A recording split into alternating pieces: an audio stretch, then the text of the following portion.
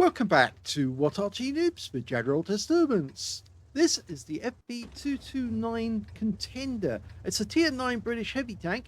It's located on the south spawn of Murovanka, and this one is under the command of Andromeda of No Retreat, No Surrender.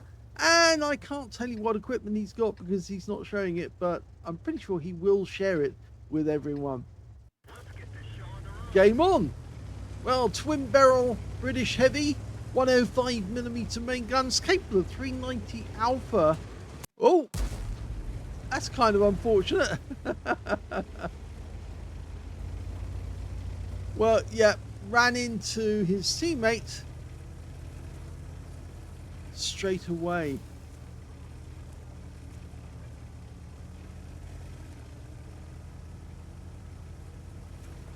It looks like we've got a bit of lag going on. It's not showing the lag on the system, but I'm pretty sure that's why it's getting very sticky and not very smooth. Okay, this is another of the experimental world. It's actually technically a one of those tanks that's probably been mentioned, but never actually existed, of course. Oh, enemy up ahead. Oh, that was a bit of a snap. We did get spotted, and we're bouncing rounds from enemy tanks. Oh, and it's getting very sticky, very laggy as soon as the enemy started firing at us. The enemy just the other side of that hill. Okay, the CS-53 decided to come down and say hello. We've marked him as the next target. And he's out the game for a double hit. 654 hit points. Notice how those things at the end of the barrel, the muzzle brake type device, they're all open at the moment. I think that's because he has selected double shot. And a Cobra is behind us. So, yeah, that might be the next target. Yes, he's seen him. You're dead. Oh, he blows him away. Another double shot. So, 2 kills now for Andromeda. He's having a good day. 4-1 up on the enemy, so it's not going to be another 15-0 like the last replay he sent us. It's kind of unusual to see a heavy tank go this side of the map. Normally, they would actually go up the heavy side on the west side of the map. But no, he's decided I'm going to be different. I'm going to do it my way. Well, he fired that one blind. Can't say I'm in love with that sighting, the rescue rubber. I did actually use that one for a while myself, but then I thought, no, it's not helping me at all. Difficult to see when it's fully dialed in, you see. Oh, T28 HTC. Yeah, it's a tier 9 game with tier 7 tanks in it. No, don't think we got one there. And in fact, the T28 has gone.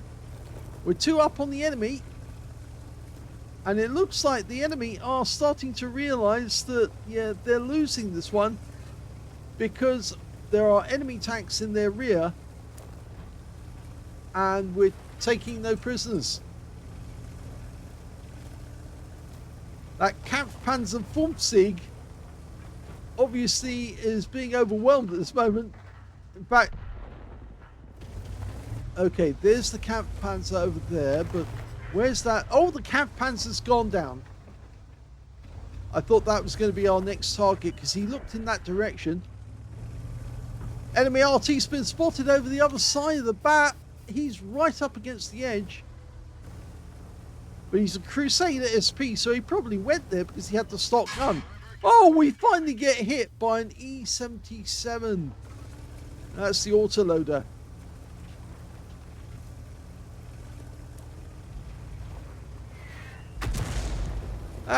And we've suddenly come in range of that 4.5-inch howitzer on the Crusader, and he's starting to give us a bit of attention. You just see where the shot that hit us was. You see 2 bounces, but we did take some damage from the E77.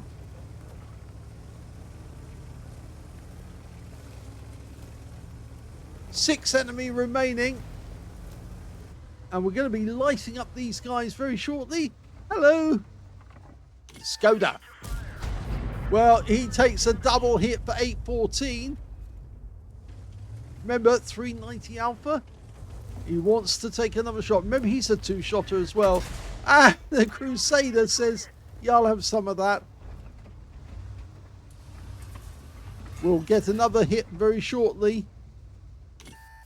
And yep, he managed to get 1 round in, but we did take 1 hit from the Skoda. But he is a 1-shot now, so if he does try to engage us again, and the Crusader manages to knock out our driver. Where did he hit us? And here comes the Skoda, and yeah, he's gone. It's very good, this gun. It actually has 246 millimeters of penetration, but he's actually using the standard, well, the APCR. It's not standard APCR, but he's using the APCR, which is 303 millimeters of pen. Oh, the Borsig, how cute. He sends a message, but bounces around off us. So he can't get through our armor, which is 280 millimeters on the front of the turret. The Crusader is no more. The Borsig, or one of the Borsig, is no more. We've only got 2 heavy tanks. The E77 who hit us earlier, and a Wizzy 111 Model 1-4. And they've got the Borsig for support. Of course, our Arty is still in the game. That's a Crusader SP as well, but he's got the top gun. He's got the 5.5 inch. And we've just platooned with the Object 430, who's got 5 kills. And we've already got 3, which means the brothers in arms. And that's going to be very nice for a medal at the end of the game. So, who's next? Wizzy 111? Well, no, that was a bit snap. Borsig goes down to our platoon mate in the Object 430, and that gets him a Top Gun. And he's, oh, the Wizzy is getting completely hammered. And he's gone, and that is the end of the game. And the Object 430 fired another one just for good luck. Here's the end of the first game, and that was well, it didn't get any mastery at all, which is surprising, really, considering the amount of damage he actually did. That ended up with a duelist for Andromeda. He managed to get a fire for effect for doing more damage than the hit points for his own vehicle, and he got a Hand of God because he survived the battle, having received damage from at least 4 different enemy tanks. He also got that Brothers in Arms because he had at least 3 kills, and so did his platoon mate. And on top of all that, he got the Steel Wall for blocking the most damage in that game overall. At least 11 hits. Now, unfortunately, we don't get the Win 8 at the moment. I don't know why. I think it might be something to do with the 1.29.1.1 update. It's just not giving that to us. But it still was a good result, a nice result, he put it here. We look at the scores, we can see that E77, the one who hit us, he got the high caliber for 6,231 hit points of damage. Second highest was the Fox, the CS52 Liss, who managed 3,522. And the third highest was our platoon mate, who actually got a Brothers in Arms and Top Gun and 3,090. The Liss got the Leather Slaves medal. You can see here Andromeda got 2,286 hit points of damage. And he was beaten by only 2 members of the enemy team and 3 members of his own team, places him 6th on damage. When it came to kills, though, he was second only to his platoon mate, who managed to get 6, the Top Gun.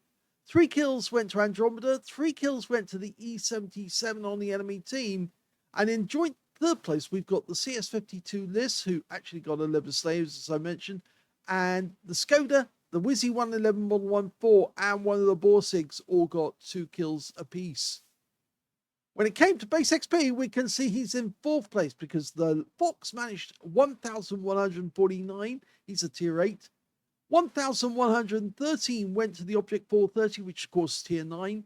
And they were the only 2 players who managed to get over 1,000 base, with the Prototypo 6 getting 793 and Andromeda getting 762.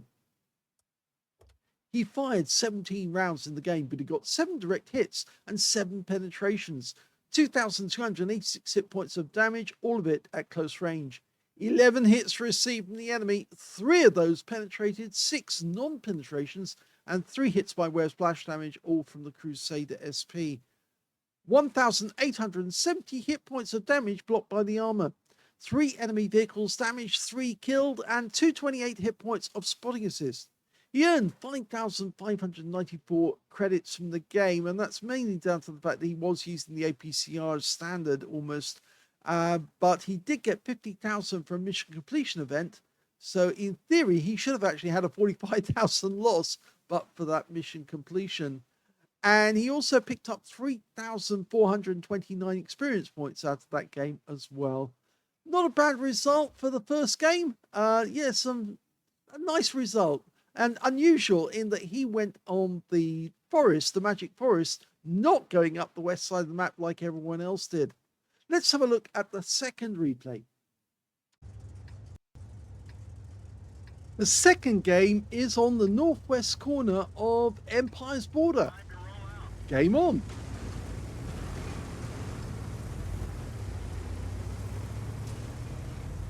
Well, in this one, he's following the more traditional route of heading down the west side of the map, the heavy encounter with the enemy tanks he finds.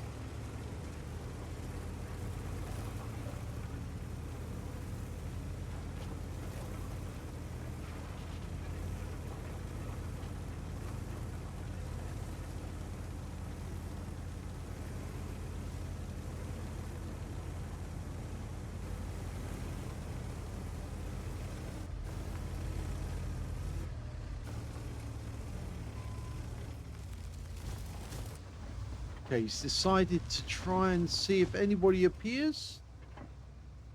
And he's got a teammate nearby, so he's actually got side by side. And no, he's gone for double shot. So, yep.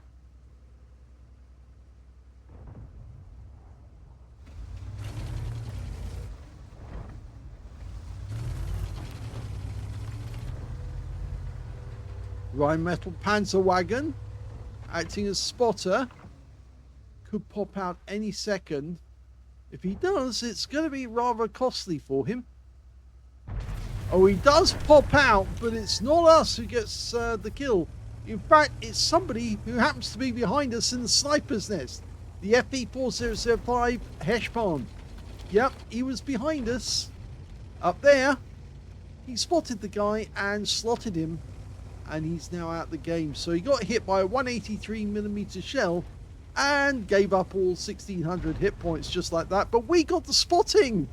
We got the spotting off that. So I suppose that's something. Oh, target. No, it didn't work. Wasn't fully dialed in. And the 121 hits us with an HE round. Yeah, he's probably thinking, I can't get through the frontal armor of this tank. That's why he fired an HE at us. Okay, we're loaded, ready for double shot. And he takes it for 803. And he's out the game. The Bosch finished him off. And we just got to finish off the reload. Okay, now the enemy who went down the other way seems to have wiped out any of our tanks down there. And so if we do go back down here, we are going to be alone at the moment. Because our teammates have decided to go down the other side. They're going to try and take them in the rear. So we're going to intercept any that manage to squeeze past and then pull back behind the rock. It's a smart move, actually, if you think about it, because they're going to get hit by 2 shells if they come around this corner, if they head towards our cap. Hello. Oh, unfortunate that we did get spotted. but we bounced around. That guy took the hit. The Conway is no more. So he's got himself a kill because that guy decided to sneak up and it didn't pay off for him. Now we're not loaded yet, and the IS-7 managed to fluff his shot, but he's still showing us a piece of his hull.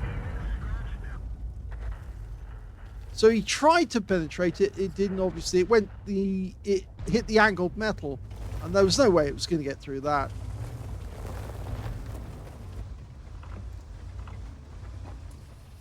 Okay, well, the enemies managed to wipe out virtually all of our guys who are behind us, but our team seems to be doing rather well, because even though we're one tank behind, we've now captured their cap area. That is dangerous for them. They have to get past two of our tanks, a T-30 and a Waffenträger, auf Panzer IV. Unfortunately, that guy just went down, and the T-30 on our team is starting to take damage. But we've got a Leopard prototype turning up. We're going to try and get behind the enemy as fast as we possibly can. And our T-30 is about to give up. Yes, he's gone. Our guys are capping. Two in the cap already. They're going to have to make their way back.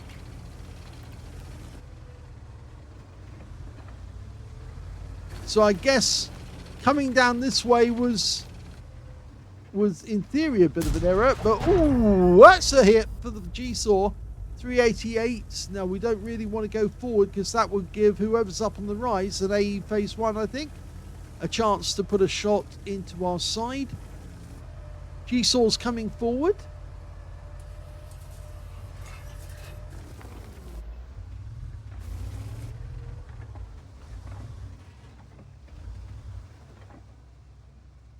Almost loaded. IS-3's turned around. Two tanks going back to try and intercept the cap. They lost one of them, and I think that was the Leopard who did that. The DBV pulled back out of the cap because I think they want to surprise the Gorilla 15. Okay, we lost the Kappa, who was the DCT-159, but we've got a DBV down there, and the Gorilla is now realizing that he's not going to be very good against... Oh, that one was a bit of a snap. Again, didn't work.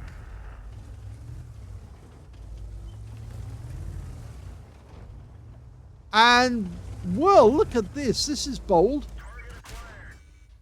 We do take one round from the IS-3 too.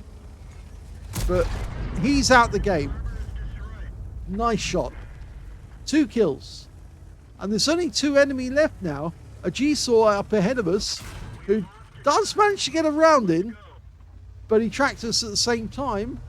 But we're almost loaded, and he's now realizing he's a one-shot for us, and he's decided to run away. That's not very good for him because we've got a Leopard prototype nearby. And remember, their only other tank is the one that went back to their cap area. He's still fighting it out with the DBV-152. And it's the T-110E3.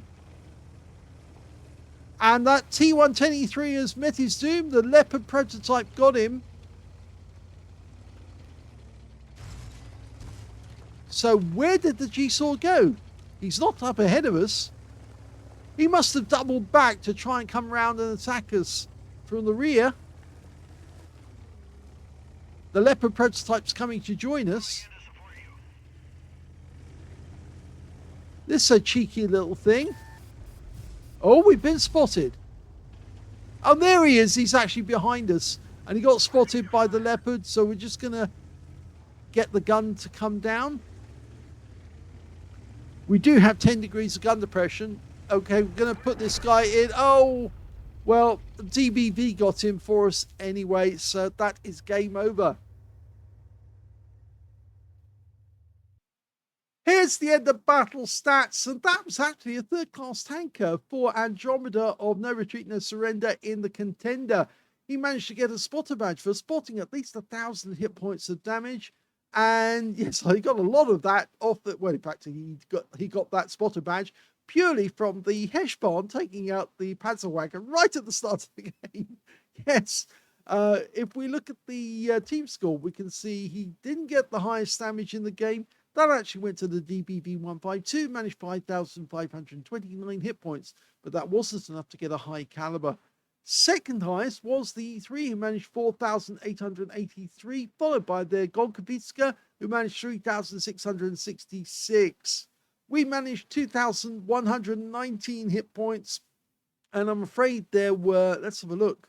Oh, there were 6 members of the enemy team who scored higher than we did, and there were 5 members of our own team who managed to score more than we did, so that makes us 12th when it comes to damage. Oh dear. But when it came to kills, he's actually joint second, because the DBV152 managed 4 kills, the Leopard prototype managed 4, and he got a Leather Slaves medal. And then we've got Andromeda getting 2 kills, the Waffenträger auf Panzer IV, and on the enemy team, just their IS-7 managed to get 2 as well. When it came to base XP, he's second, because the DBV152 managed 1,084. It was the only one to get over 1,000. And Andromeda got second place with 974, followed by the Leopard prototype getting 961. He fired 14 rounds in this one, got 7 direct hits and 6 penetrations.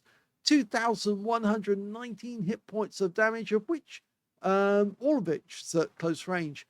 5 hits received from the enemy, 2 penetrations, 2 non-penetrations, 1 hit by way of splash damage. Yeah, he got shot in the side. That cheeky little guy decided to come around the side, but it didn't work out too well for him, because he got wiped out very shortly afterwards, the IS-3 too. He took, where is it, the other one? 790 hit points of damage blocked by armor. 1 enemy vehicle spotted, 4 enemy vehicles damaged, 2 killed, and he got 1,724 hit points of spotting assist in that game. The one tank he spotted was the Rheinmetall Panzerwagen. On a premium count, he actually made a loss on this one of 31,619 credits, but it is mostly down to the premium ammo he's using, which does seem to have good results, especially when he's snap shooting. He also got 7,305 experience points, but again, 5,844 was for completing a mission. So, 2 games in the Contender. It seems that it's actually quite a lethal tank. So long as you keep the enemy to your front, you seem to be able to repel most shells, unless, of course, they've got very good penetration. But even all the same, you can be penetrated in the side. The side armor is only 90 millimeters. Side turret armor is 100. So it's relatively weak. It's just the front end of this tank is very, very strong. So keep your front to the enemy, and you can do a lot of damage. I think I like the Murovanka one better than this one, the second one, mainly down to the fact, of course, he was going the unconventional route through the forest, and then came around the side and helped his teammates finish off the remainder of the enemy. If you enjoyed this replays, please give this video a like, do subscribe to our channel, leave a little comment down below because it feeds the algorithm, and thank you for watching.